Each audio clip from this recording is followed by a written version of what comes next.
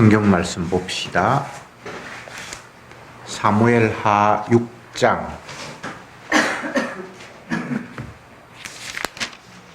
1절부터 11절까지 교독하겠습니다.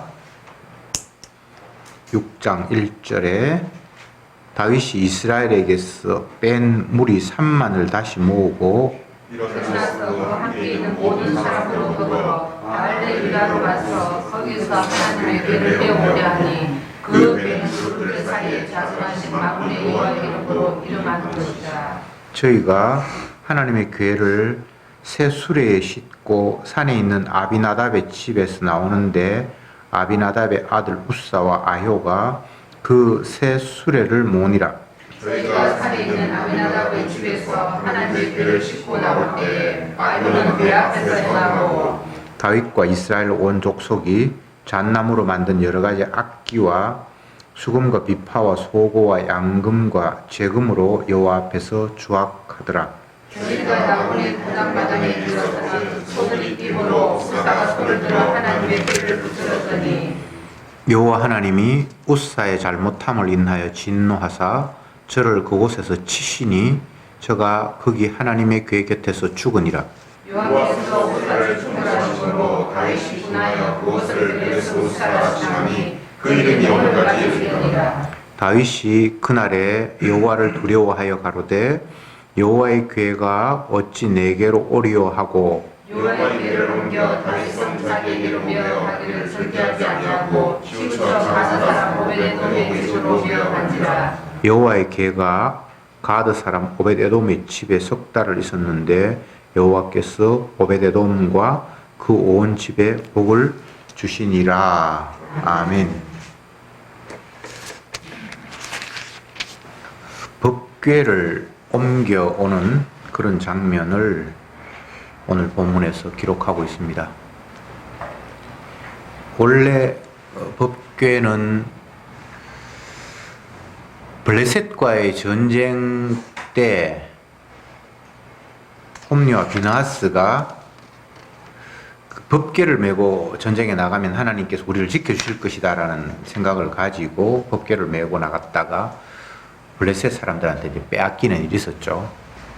그래서 블레셋 지역 그들의 신당에 법궤를 두었는데 그 다음날 보니까 자기네 신이 넘어져서 목이 부러지고 완전히 이제 박살이 나고 그런 일이 있었고, 또 얼마 지나지 않아서 그 동네에 뭐 전염병이 생겨서 많은 사람도 죽고 이런 일이 벌어지니까 블레셋 사람들이 이스라엘 백성들의 법궤를 우리가 도저히 감당할 수 없다고 하면서 다시 그 법궤를 이스라엘로 이제 돌려 보내게 되는데, 이제 수레에 싣고 법궤가 이제 그 이스라엘 국경 지역을 통과해서 그들에게 이제 이스라엘 사람들에게 인계를 했죠. 그 첫 번째 지역, 그 블레셋에서 이스라엘 국경으로 넘어오는 그 지역이 이제 베세메스라는 동네인데, 그곳에 도착해서는 이제 수레 싣는 것이 아니라 제사장이 어깨에 메고 이제 옮기려고 하는데, 그 베세메스 사람이 이제 궁금했는지 법궤를 열어봤어요. 혹시 이곳에 갔는데 그 안에 있는 뭐 빠져나갔는지 아니면 없는지 확인하고 싶어서 그랬는지 모르지만, 그러다가 이제 그곳에 엄청난 살육이 하나님께서 그 법궤를 사람이 손으로 댔다라는 이유로 많은 사람들을 이제 죽이는 그런 일이 있었고, 그래서 사람들이 이제 두려워해서 법궤를 이제 겁을 내다가 기럇 야림, 이 지역이 원래 이제 법궤가 있었던 지역인지 정확하게는 모르겠습니다만, 지금 오늘 보면 나오는 아비나답의 집에 이제 옮겨 놓았던 것이 이제 앞부분의 역사였고, 오늘 이제 본문에 보면 다윗이 그동안 반쪽 왕을 하다가 온전한 이스라엘의 통합 왕이 되고 어느 정도 안정이 되니까 법궤를 다윗성에 모셔와야겠다라는 그런 생각을 가지고 법궤가 있는 아비나답의 집에 이제 출동을 하는데, 오늘 본문에 보면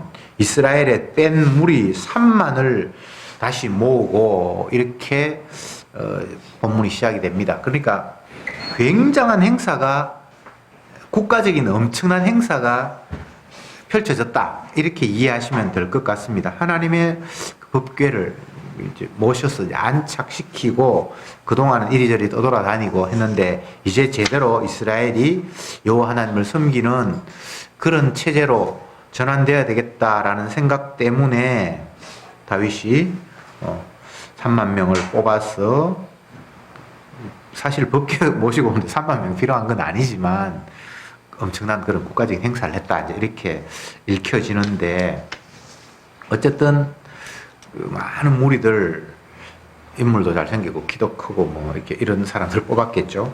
그래서 3만 명을 데리고 오벳 에돔의 집에 가서 예? 아비나답입니까? 죄송합니다. 아비나답. 제가 아비나답의 집에 가서 이제 그 법궤를 옮겨오는데 3절에 보면 저희가 하나님의 궤를 새 수레에 싣고 산에 있는 아비나답의 집에서 나오는데 아비나답의 아들 우사와 아효가 그 새 수레를 모으니라 이렇게 돼 있죠. 근데 여기서부터 사실은 미스가 발생을 하는데 원래 법궤는 제사장이 어깨에 메고 움직이게 돼 있지 수레에 싣고 가는 게 아닙니다. 레위기에 보면 법궤를 이동하는 방법이나 그런 것들이 다 기록이 돼 있거든요. 제사장 외에는 그걸 만질 수도 없고 만질 필요는 없는데 법궤에 고리가 다 달려 있어서 고리를 딱 끼워서 제사장이 어깨에 메고 이동하도록 되어 있습니다. 옛날 출애굽 때 이동할 때도 제사장들이 그렇게 해서 이동을 했거든요. 근데 여기는 왠지 이제 수레에 싣고 새 수레를 장만했다는 거 보니까 나름대로 뭔가 예의를 갖춘다고 하긴 했는데 이건 하나님이 지정하시는 방법과는 다른 그런 양상을 여기서 발견하게 되는데 어쨌든 수레에 싣고 가다가 나곤의 타작마당 근처를 가는데 앞에 끌고 가는 소가 이렇게 뭐 갑자기 격동을 하고 훌쩍훌쩍 뛰니까 수레에 실린 괴가 넘어질 것 같은 그런 위기에 있으니까 우사라는 사람이 안 넘어지게 하기 위해서 법궤를 잡았는데 그 일로 우사가 그 자리에서 즉사하는 그런 일이 있었습니다. 다윗의 입장에서는 하나님의 궤를 제대로 이제 안착시켜서 온 백성들이 여호와 하나님을 섬기는 그런 것들을 막 마음속에 부풀은 꿈을 가지고 선한 마음으로 법궤를 이제 옮겨 오려고 했는데 그 과정에서 법궤를 옮기는 사람 중에 한 사람이 그 자리에서 즉사하는 그런 일이 있고 그러니까 다윗이 두렵기도 하고 하나님에 대한 섭섭한 마음이 있기도 했는 것 같아요. 8절에 보면 여호와께서 우사를 충돌하심으로 다윗이 분하여 이렇게 돼 있죠. 7절에 보면 여호와 하나님이 우사의 잘못함을 인하여 진노하사 저를 그곳에서 치시니 저가 거기 하나님의 궤 곁에서 죽으니라. 하나님이 진노하셔서 치셔서 죽었다. 이게 이제 여기서 굉장히 중요한데 인간의 마음이야 뭐 다윗의 마음이야 하나님의 언약궤를 다윗성에 제대로 모시고 와서 온 백성들이 제대로 이제 하나님 앞에 제사를 드리고 이게 나쁜 마음은 아니고 다 좋은데 그걸 수레에 싣고 오고 또 사람이 뭐 위협하다고 해서 손을 대고 이런 과정에서 여호와 하나님은 진노하셨고 또 그를 치셨고 그래서 죽고 이런 일이 이제 벌어졌죠. 그러니까 여기에서 인간의 생각과 하나님의 생각의 차이를 발견하게 되고 그것 때문에 충돌이 일어나는 그런 모습을 확인할 수 있습니다. 7절을 보면 몇 가지 중요한 동사가 나오는데 진노하사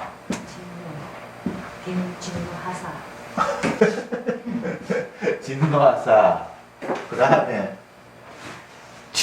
치신이라고 되어 있습니까? 니 죽으니라. 실제로 하나님 마음을 잘 표현해놨어요. 이스라엘 백성들은 막 기뻤고 다윗은 즐거웠고 막 잔치하는 분위기로 정말 그동안 하나님을 섬기는 일에 뒷전이 되어서 법궤가 어디 있는지 관심도 안 기울이다가 나라가 반쪽으로 나눠져서 사울 편 다윗 편 싸우고 막 난리가 났으니까 신앙적인 그런 면이 기전으로 밀릴 수밖에 없었겠죠. 그러나 이제 나라가 안정이 되고 여호와 하나님을 제대로 섬겨야 되겠다라는 그런 마음으로 어느 가정집에 있던 그 법궤를 제대로 모시고 오려고 하는 이 즐거운 잔치가 하나님이 원하시는 방법대로가 아닌 언약궤를 수레, 소가 모으는 수레에 싣고 또 그것이 넘어지려고 하니까 사람이 함부로 손을 대고 이런 과정 속에서 하나님이 진노하셨고 그래서 치시니까 죽는 그런 사태가 발생했단 말이죠. 다시 말씀드립니다.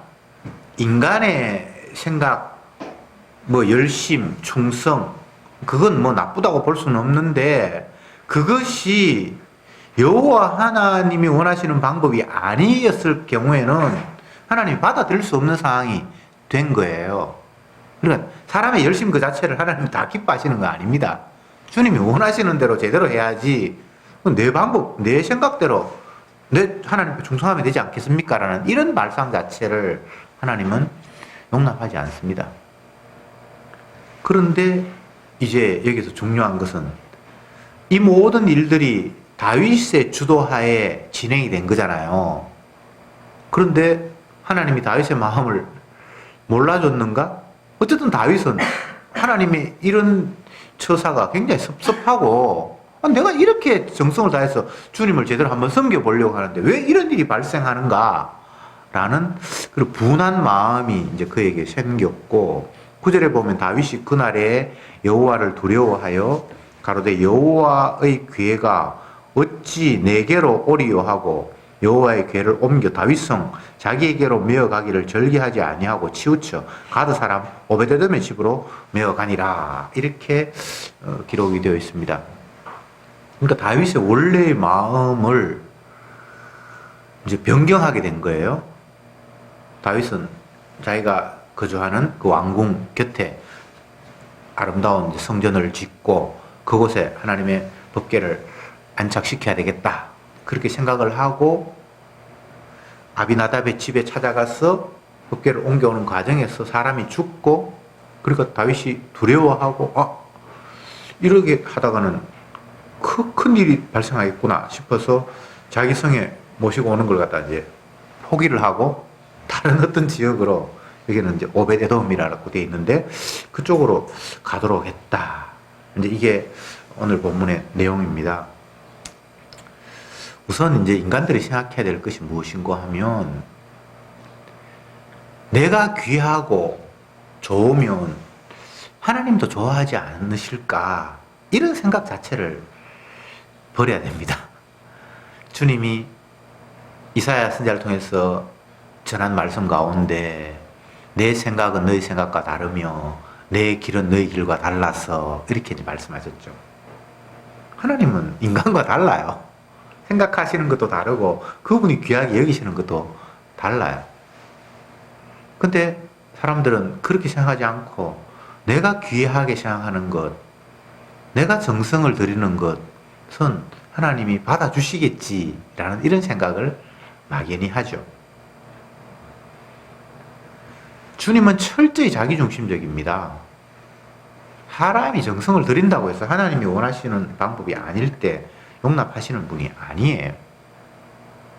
법궤 때문에 이스라엘에 여러 가지 어려움들이 많이 겪는데 옛날 그 블레셋에 갔다가 이스라엘로 돌아왔을 때 법궤 만져서는 성경에 이제 애매하게 표현되어 있는데 앞에 갈로에 가서 5만 해가지고 70명이 죽었더라. 그랬는데 5만 70명이 죽었는지 아니면 뒤에 70명이 죽었는지 모르지만 어쨌든 많은 사람이 그 뚜껑 열어봐서 죽었다고 기록이 되어 있고 오늘은 이제 한 사람 이렇게 우사만 죽었다고 기록이 되어 있는데 어쨌든 법궤라는 것이 도대체 뭐길래 이스라엘 백성들을 죽이는 살인 무기가처럼 그렇게 이스라엘 백성들에게 느껴야 하는가?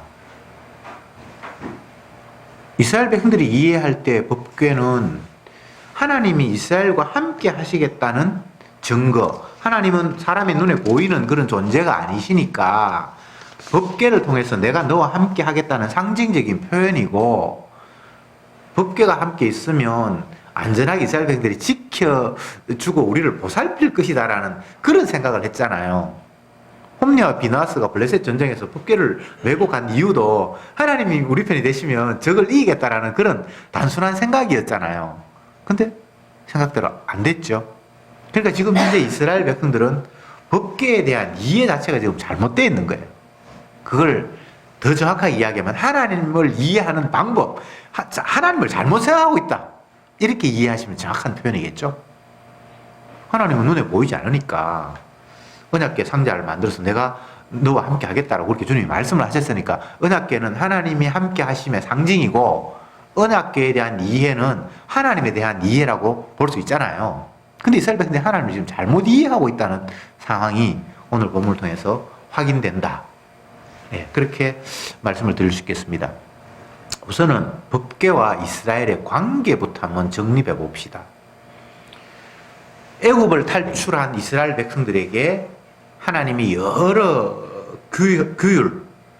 율법이죠. 을 주시는 가운데에서 제사 제도가 만들어지고 그 가운데서 성막이 지어지고 거기에 하나님이 함께 하심의 실제적인 표현인 법궤가 언약궤가 제작이 되고 합니다.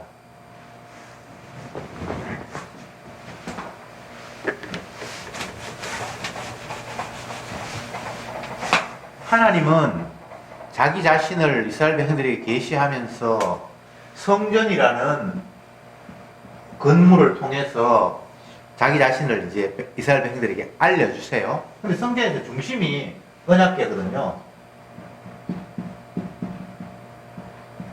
중심이 언약궤예요. 그런데 이 언약궤는 그냥 이렇게 조그마한 상자인데 그 상자 안에 들어가 있는 것이 독특합니다. 처음에 뭐 들어왔습니까? 돌판, 율법 뭐 깨지 돌판, 두 번째 돌판인데 깨지가 아니고 새로 만드는 돌판입니다. 네? 예. 아론의 지팡이. 세 번째 만나가 든 항아리. 요게 요 언약궤 안에 들어있잖아요. 근데 요 세 가지 내용들은 어떤 것인가 하면 이스라엘 백성들이 하나님 앞에 반항했던 흔적들이에요. 죄의 결실물이라고 해야 되겠죠? 결정적으로 하나님을 배반하고 자기 마음대로 행동한 것들에 대한 어떤 증거물들을 언약궤 안에 집어넣었어요. 그리고 그 언약궤가 상자로 되어 있는데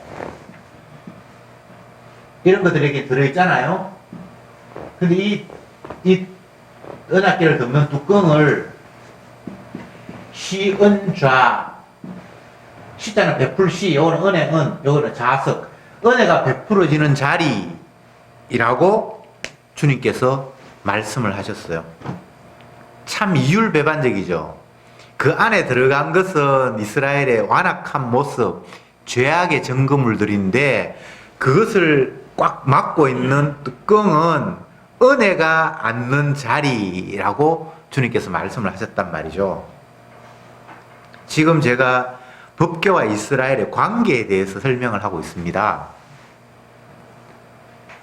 하나님 앞에 이스라엘은 죄인이고 그 죄인을 주님은 은혜로 덮어버리는 그런 구조가 하나님과 이스라엘의 관계, 법궤와 이스라엘의 관계다.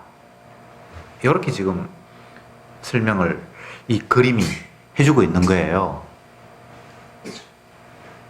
그런데 이 시은좌, 이스라엘의 죄를 덮고 있는 언약궤의 뚜껑에는 늘 짐승의 피가 뿌려지는 곳이에요. 그러면 정리해 봅시다. 언약궤 안에는 이스라엘 백성들의 죄악의 증거물들이 들어있고 그것을 덮는 뚜껑에는 하나님의 은혜가 내려앉는 자석이라고 주님께 말씀하셨고, 근데 그 은혜가 내려앉는 자석에 날마다 피가 뿌려지고 그러면 요거 전체를 종합해 보면 이스라엘은 죄인이지만 누군가의 대신 희생, 피를 통해서 그들이 그 죄가 아닌 은혜가 내려지는 그런 구도가 이스라엘과 하나님의 관계, 법계와 이스라엘의 관계죠. 이건 성경의 핵심이고 이것이 신약에 오면 새 언약, 십자가 이야기하는 거거든요.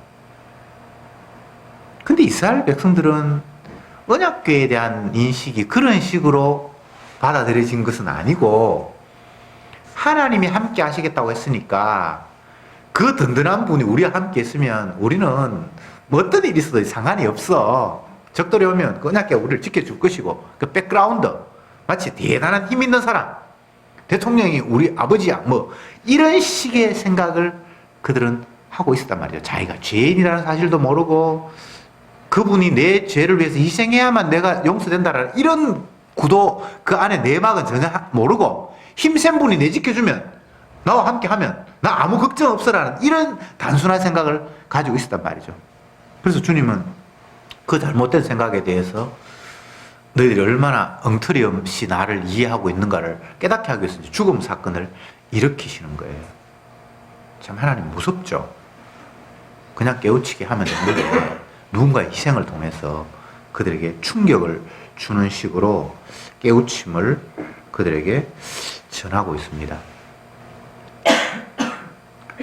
오늘 이 그림, 언약궤와 이스라엘의 관계, 언약궤 안에 들어있는 죄의 증거물들, 그것을 덮고 있는 시언자, 거기에 피가 뿌려짐으로 말미암아 그들이 용서받고 은혜가 내려지는 이 구도, 이건 성경 전체의 복음입니다.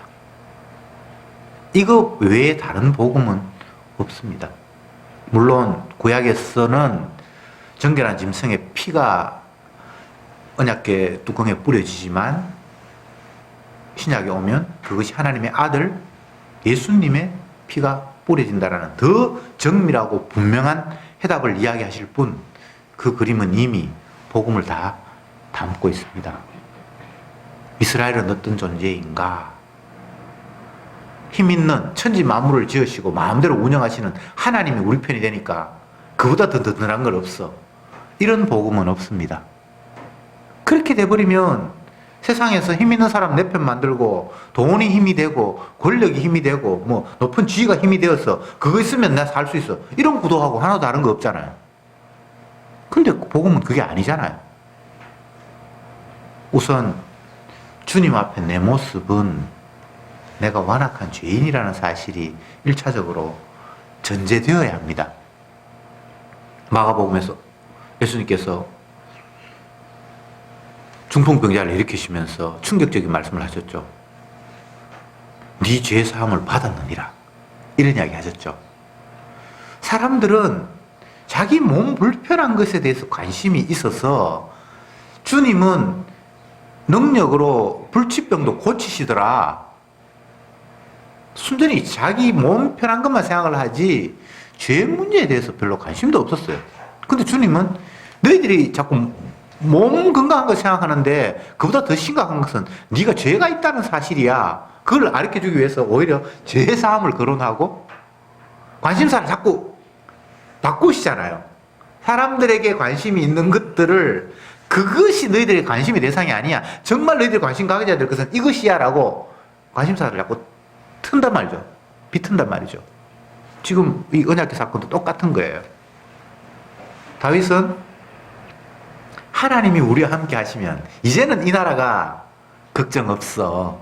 그런 단순한 마음을 가지고 언약궤를 다윗성으로 수도로 옮겨 오려고 생각을 했는데 그런 생각 자체가 얼마나 잘못된 것인가를 보여주기 위해서 살인사건이 벌어지고 살육사건이 벌어지고 하나님이 죽인 거예요. 살인사건이 벌어졌습니다. 언약궤의 원래의 의미들은 이스라엘 백성 전체들이 하나님 앞에 이렇게 완악한 죄인이었다. 그래서 주님과 성도와의 관계는 내가 얼마나 완악한 자인가 라는 것들부터 출발이 돼야 돼요. 힘 있는 하나님, 그분이 나와 함께 하시면 나 걱정 없어. 여기에는 죄라는 구조가 들어갈 틈이 없잖아요. 마가복음 요즘 계속 살폈는데 죄 선포하는 걸로 끝나는 것이 아니라 예수님이 나는 죄인을 부르러 왔다. 이렇게 말씀하셨을 때 그들은 깨달아야죠. 내가 능력이 많아서 모든 어려움들을 다 해결해 주는, 그래서 그분과 나와 함께 있으면 내가 앞으로 걱정이 없겠다라는 이런 발상 자체가 전혀 하나님을 이해하지 못하는 거잖아요. 오늘 본문에 나타난 다윗과 이스라엘 백성들도 그렇고 요즘 살펴보는 마가복음에서 그 유대인의 백성들의 마음도 마찬가지였고, 그래서 주님은 죄인을 부르러 왔는데 이런 이야기를 하시죠. 그들에게는 굉장히 생소한 이야기고 엉뚱한 이야기가 들리지만 그만큼 그들은 관심사가 지금 주님의 관심사와 다른 엉뚱한 곳에 우리가 마음이 빼앗겨 있다라는 증거죠. 다시 말씀을 드리지만 언약궤란 하나님이 함께 계심의 상징이긴 하지만 힘 있는 하나님이 우리와 함께 하시면 우리는 걱정 없겠다라는 이런 식의 이야기를 전개하면 안 되는 거예요. 그러면 그거 죽어야 돼. 하나님 법궤에 의해서, 언약에 의해서 그들은 심판의 대상이 되는 거예요. 언약궤가 함께 있다는 것은, 또 다른 말로 하나님이 우리와 함께 있다는 것은 1차적으로 우리가 얼마나 완악한 죄인인가. 문둥병 환자가 건강한 사람을 만났을 때 레위의 율법에 의하면 나는 부정합니다, 나는 부정합니다, 가까이 오면 안 됩니다라고 외쳐야 되는 거예요. 그게 성경에 나와 있는 이야기잖아요. 물론 그들은 진 밖을 떠나서 도시, 사람들이 살고 있는 거주지를 떠나서 어떤 특정한 지역으로 옮겨가서 사는데 건강한 사람이 그쪽에 문둥인 줄 모르고 이렇게 지나갈 수 있잖아요. 그러면 문둥이 쪽에서 먼저 나는 부정한 사람입니다, 부정한 사람입니다, 이곳에 오면 안 됩니다라고 이렇게 얘기하도록 율법에 돼 있잖아요. 그 구도가 주님과 우리의 관계란 말이죠. 힘 있는 주님하고 함께 하면 좋겠다. 아, 임마누엘 하시는 하나님 정말 감사합니다. 이런 단순한 생각이 아니라 그분은 거룩하신 분인데 내가 그분과 함께 한다는 이 자체가 내가 더러운데, 그래서 이사야는 화로 나의 망하게 됐다. 거룩하신 하나님을 봤을 때 또 베드로 같은 사람은 주여 나를 떠나소서 나는 죄인입니다.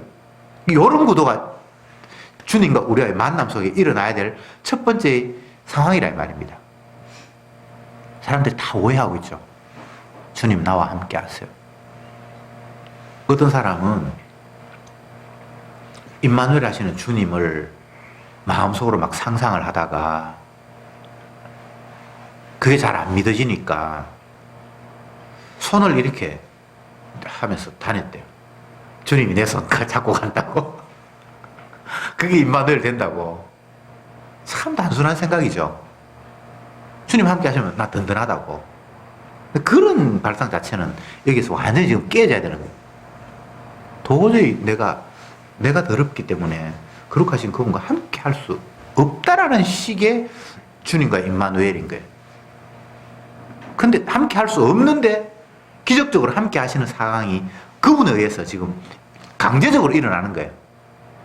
우리의 죄악, 더러움을 닫아버리고 그 위에 피를 뿌리면서 대신 은혜가 베풀어지는 그 상황. 이보다 더 구체적인 복음은 없습니다. 그런데 사람들은 그런 식의 복음, 주님이 제시하신 내 죽어서 네 죄 덮을게라는 이 사랑 중에도 더 이상 그 이상의 사랑이 없는, 자기 몸을 들여서 우리를 용납하시는 이 사랑을 말씀하고 있는데 사람들은 그 사랑 말고 떡 주세요, 돈 주세요, 건강 주세요라고 이야기하고 있는 거죠.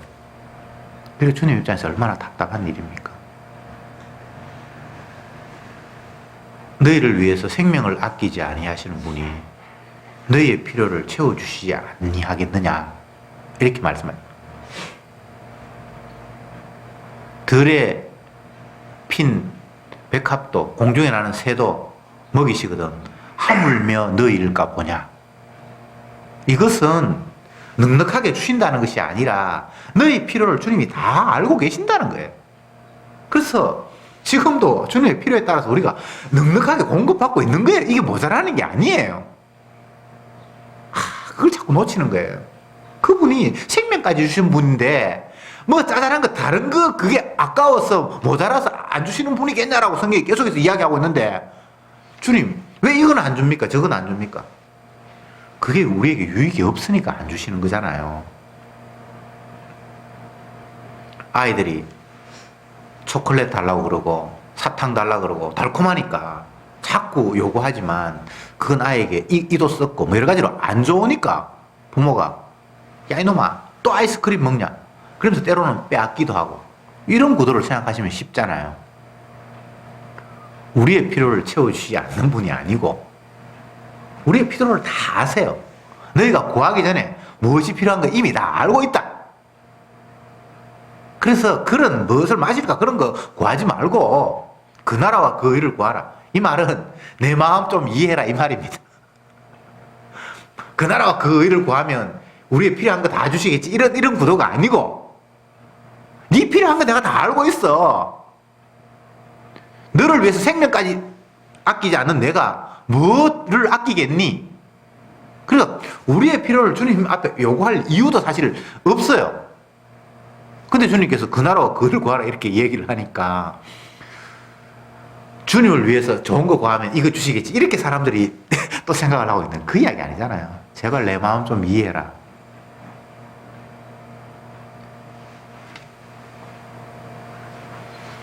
언약궤와 이스라엘의 관계를 제가 이제 쭉 설명을 했습니다.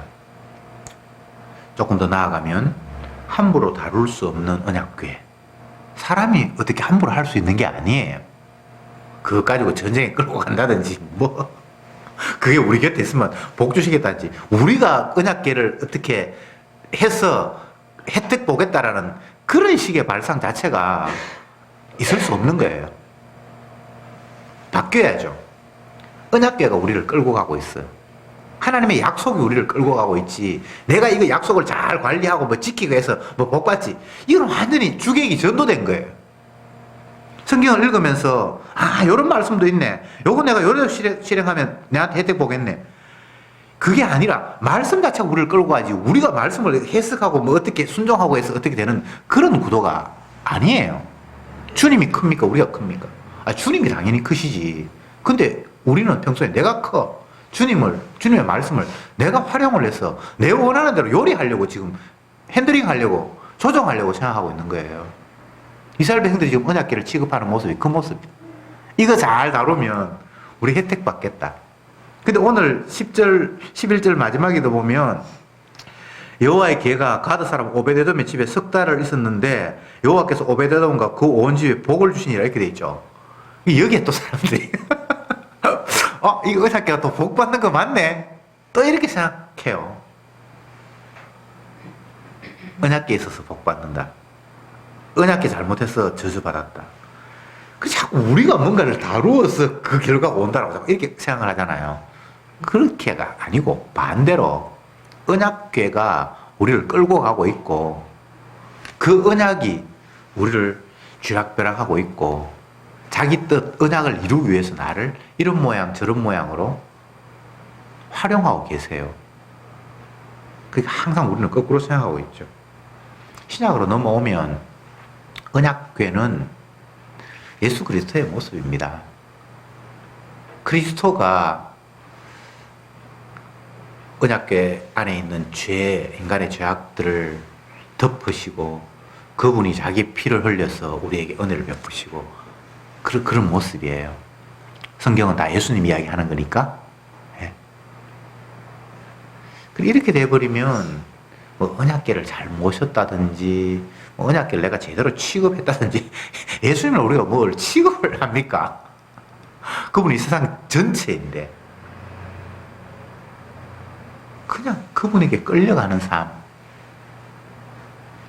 그분이 자기 영광을 위해서 모든 것들을 다 펼치시는 세상 속에 우리가 놓여 있잖아요. 그분은 전체고 그 전체 속에 지극히 작은 파편 같은 것들이 우리들이잖아요.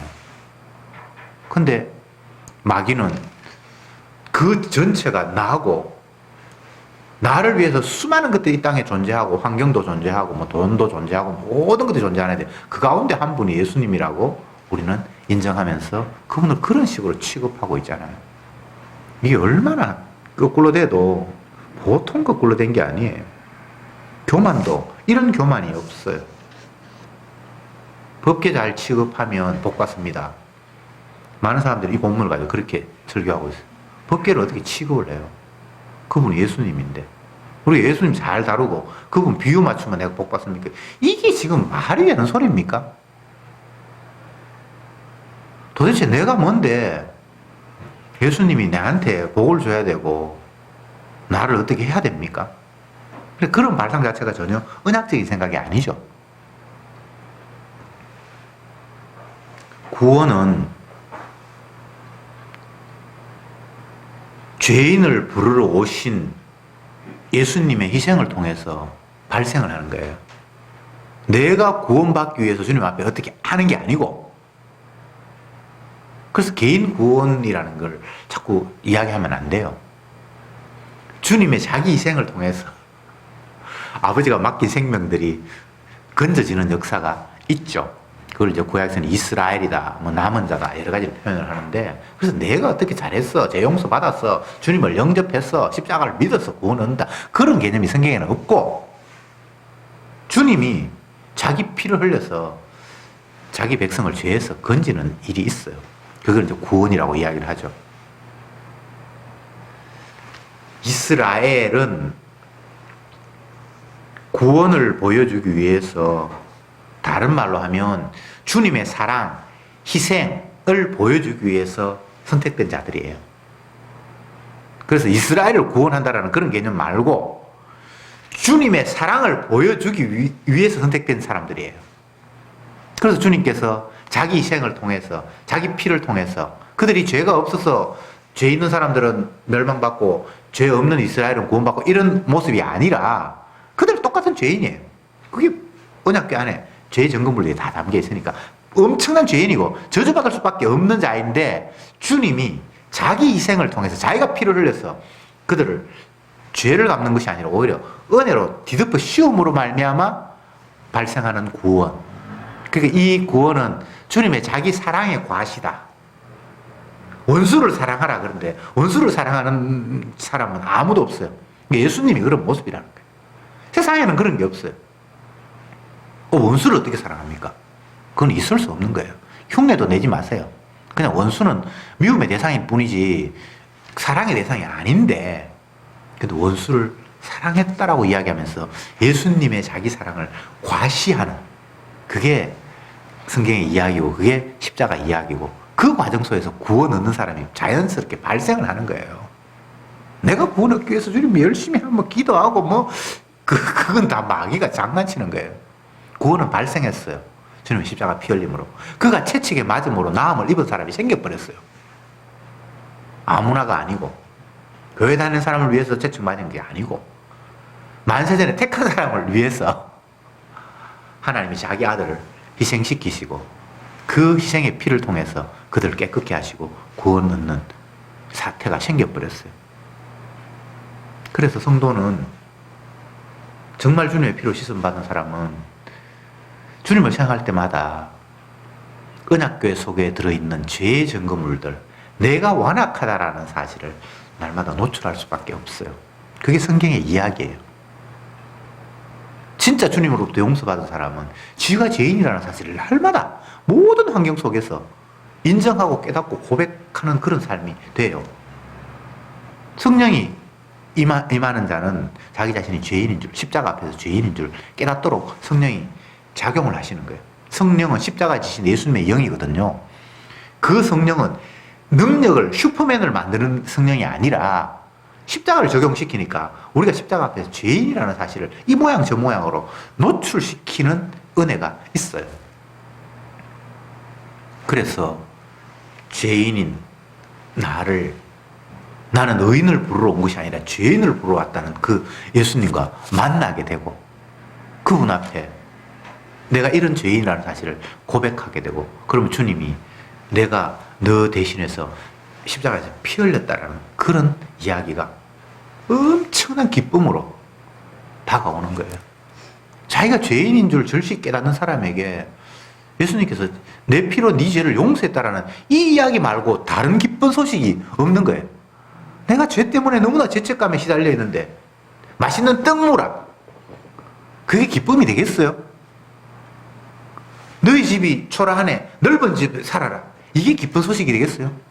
죄책감 때문에 너무나 고통스러운 그에게 내가 네 대신해서 피 흘렸다라는 그 말만이 유일하게 복음이 되는 거예요.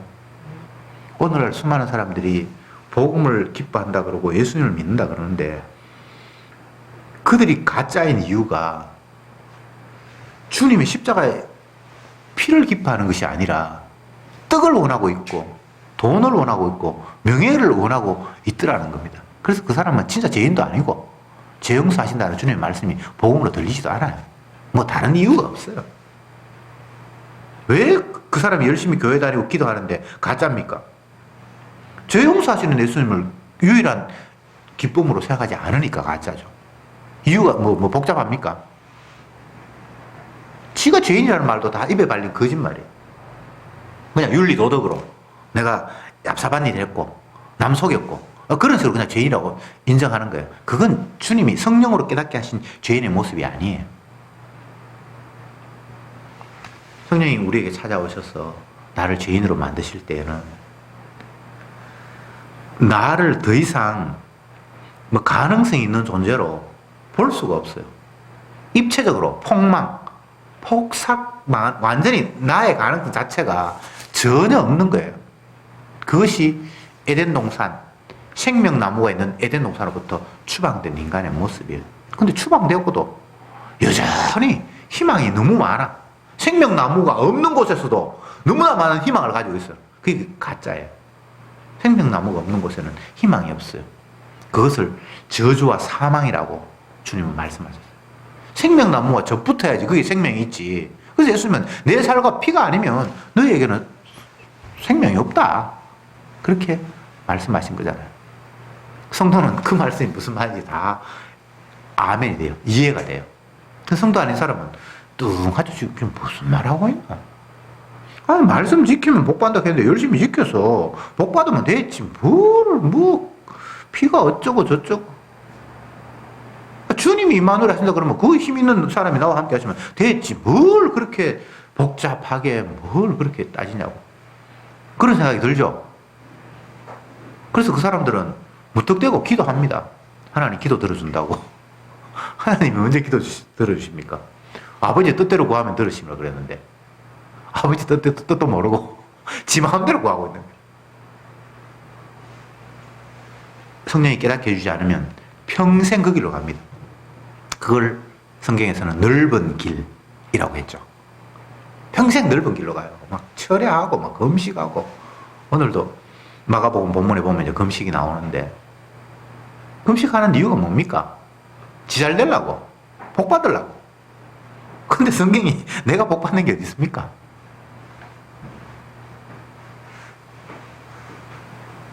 마지막으로 이 말씀을 드리겠습니다. 법궤는 엄청나게 귀한 거예요. 언약궤는 이 세상 전체보다 더 엄청난 거예요. 근데 그게 이스라엘인 그들에게 어떤 의미가 있는가? 이건 제대로 새겨야 돼요. 귀한 거 있다고 해서 덥석 그걸 뭐 내가 어떻게 수용하거나 이용하거나 할 수 있는 그런 대상이 아니잖아요. 이스라엘 백성들이 그걸 지금 착각을 했으니까 이런 일이 벌어졌고, 주님은 너무나 귀한 분이지만 우리가 그냥 덥석 그분과 함께 할 수 있는 그런 관계가 아니에요. 다윗이 이런 경험을 하고 난 이후에는 얼마나 여호와 하나님이 두려웠겠습니까? 성경에는 성도들을 향해서 여호와 하나님의 관계가 경외라는 단어를 꼭 써요. 두려움으로 섬긴다. 그걸 잘 한번 생각해 봐야 돼요.